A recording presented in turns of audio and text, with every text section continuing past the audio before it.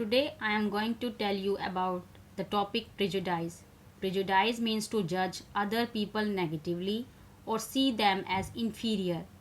When we think that only one particular way is the best and the right way to do things, we often end up not respecting others who may prefer to do things differently.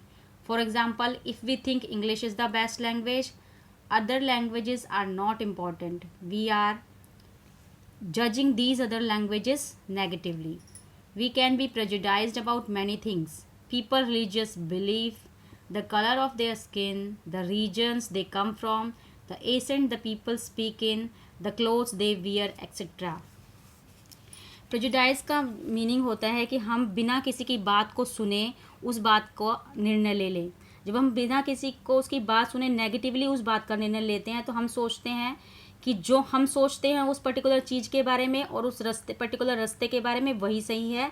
दूसरा रास्ता जो दूसरा इंसान सोच रहा है वो सही नहीं है या गलत है, बिना उसकी बात को जाने। जैसे कि अगर हम सोचते हैं कि इंग्लिश सबसे बेस्ट लैंग्वेज है तो हम बाकी लैंग्वेजेस को नेगेटिवली लेते हैं। हम सोचते हैं इंग्लिश के अलावा और कोई लैंग्वेज अच्छी नहीं है। हम सोचते हैं कि हम सिर्फ उसी व्यक्ति की सोच को सही माने जो इंग्लिश लैंग्वेज जानता है।